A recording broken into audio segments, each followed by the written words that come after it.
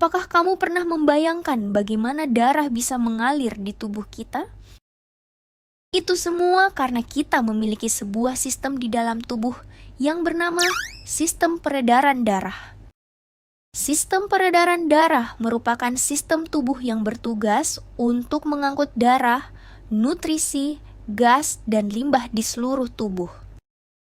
Ibaratnya, nih, darah yang punya berbagai macam tugas tadi mengalir lewat pipa yang kita sebut sebagai pembuluh darah. Nah, umumnya komponen sistem peredaran darah itu ada 3, diantaranya ada darah, jantung, dan pembuluh darah. Sekarang kita fokus bahas darah dulu nih.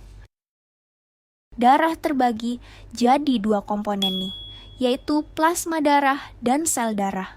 Pastinya ada yang membedakan dong dari kedua komponen itu. Plasma darah ditunjukkan oleh nomor 1 nih di gambar. Warnanya kekuningan dan umumnya susunannya terdiri dari air dan protein. Kalau kamu mau catat fungsi-fungsi komponen darah seperti albumin, globulin, dan fibrinogen, bisa kamu lihat di kotak spesial ini ya. Sel darah ditunjukkan oleh nomor 2 nih. Untuk komponennya sendiri ada eritrosit atau sel darah merah, leukosit atau sel darah putih, dan trombosit atau keping darah. Nah, ciri dari eritrosit bisa kamu lihat di sini nih. Yang paling khas, dia tidak punya inti. Kalau leukosit seperti ini nih, ciri khasnya dia bisa fagositosis atau biasa disebut dengan mekanisme memakan. Buat selanjutnya ada trombosit nih. Ciri khasnya tentu saja dia berperan di pembekuan darah. Kalau dilihat di mikroskop, aslinya bakal seperti ini nih teman-teman. Cantik kan? Selanjutnya, yuk kita geser ke fungsi darah. Darah ini skinnya banyak banget teman-teman. Ada skin pengangkut sari-sari makanan dan oksigen, pengedar hormon, pengangkut sisa metabolisme, pengatur keseimbangan pH tubuh, dan terakhir pengatur suhu tubuh. Oke, selanjutnya kita akan masuk ke pembahasan jantung ya. Jantung, organ yang paling sering kita dengar namanya. Organ ini punya tugas untuk memompa darah ke seluruh tubuh. Dan karena pergerakannya yang harus satset, dia dilapisi oleh selaput yang bernama perikardium. Bagian jantung umumnya terbagi jadi 4. Atrium kanan, bilik kanan, atrium kiri, dan bilik kiri.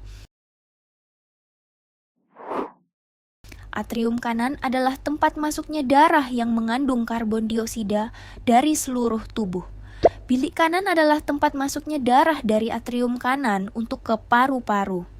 Atrium kiri adalah tempat masuknya darah dari paru-paru yang mengandung oksigen. Dan bilik kiri adalah bagian yang memompa darah kaya oksigen ke seluruh tubuh lewat pembuluh aorta. Jantung itu ada di sebelah kiri tubuh kita. Coba deh kalian rasain, pasti akan terasa detaknya. Oke, buat selanjutnya kita akan bergeser ke pembuluh darah. Di awal aku sudah sebutkan nih, kalau pembuluh darah itu ibarat pipa. Jadi, pembuluh darah ini adalah saluran yang berperan dalam transportasi darah di dalam tubuh kita.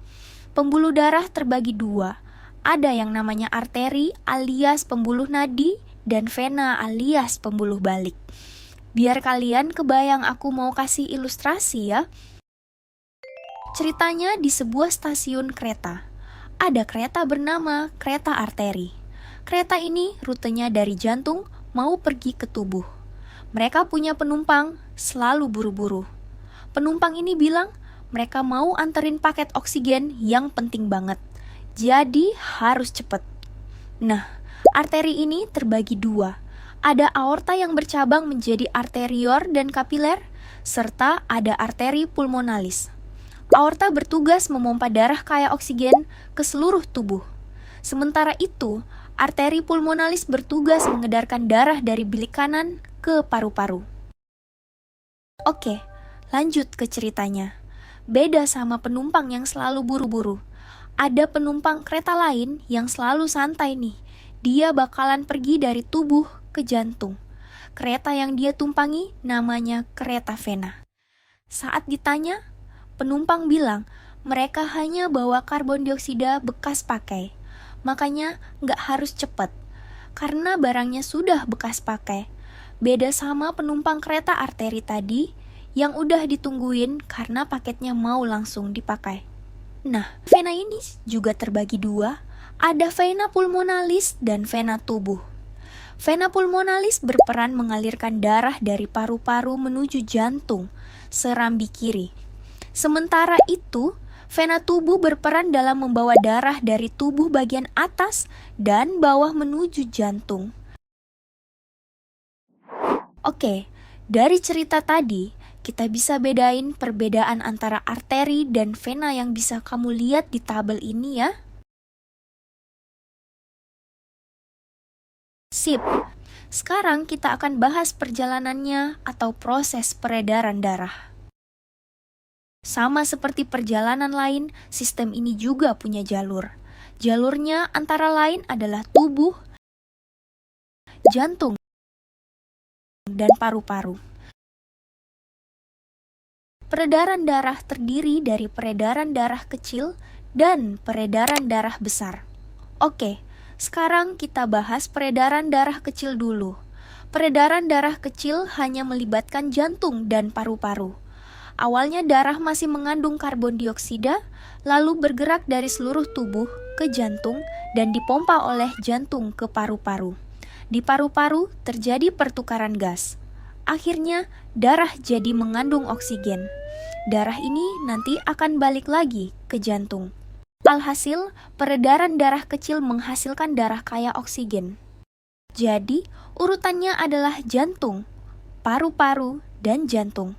Urutannya dimulai dari nomor 1, bilik kanan, lalu ke arteri pulmonalis, paru-paru, lalu ke vena pulmonalis, serambi kiri, dan masuk lagi ke bilik kiri di nomor 4. Nah, sekarang kita masuk ke pembahasan peredaran darah besar. Ada perbedaan nih dari sebelumnya. Peredaran darah besar ini melibatkan jantung dan seluruh tubuh. Darah kaya oksigen akan dipompa dari jantung ke seluruh tubuh. Darah yang sudah terpakai di tubuh akan mengandung karbon dioksida. Darah yang mengandung karbon dioksida akan kembali ke jantung. Sederhananya, darah kaya oksigen akan menjadi darah yang mengandung karbon dioksida. Secara garis besar, urutan peredaran darah besar berasal dari jantung, lalu ke tubuh, dan kembali ke jantung. Untuk urutan spesifiknya, darah kaya oksigen akan ke bilik kiri jantung di nomor 4, lalu melewati aorta dan melewati arteri. Darah lalu digunakan tubuh sehingga mengandung karbon dioksida, kembali ke jantung melalui vena, dan masuk ke jantung melalui serambi kanan sebelum masuk ke bilik kanan jantung di nomor 1. Wah, kita baru aja menyelesaikan konsep sistem peredaran darah. Seru kan teman-teman? Tapi, temen aku mau kasih kalian kejutan nih. Coba disimak ya. Halo teman-teman, aku akan memberikan kalian tantangan untuk menjawab soal ini. Kerjakan dengan teliti ya.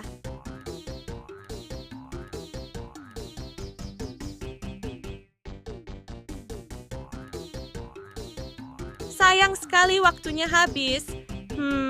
Apakah teman-teman bisa menjawabnya? Coba tuliskan jawaban kalian di komentar.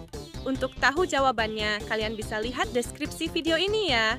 Oh iya, jangan lupa dukung kami dengan subscribe channel ini. Terima kasih banyak teman-teman. Wih, semoga teman-teman bisa jawab semua ya. Anyway, kalian tahu nggak sih? Ternyata ada loh penyakit yang menyerang sistem peredaran darah kita. Coba deh, kalian simak percakapan aku sama mereka di sini. Di sini ada anemia yang katanya sering banget dialami perempuan. Jadi, hati-hati ya teman-teman, perbanyak makan sayur dan zat besi. Lalu juga ada leukemia atau kanker darah yang disebabkan oleh pembelahan leukosit tidak terkendali. Hemofilia, darah sukar membeku.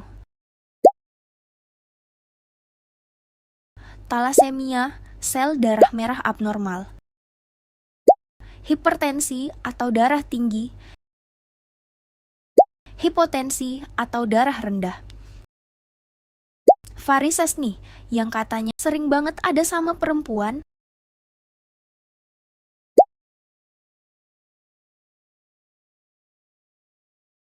Terus juga stroke, karena kurangnya aliran darah dan oksigen ke otak.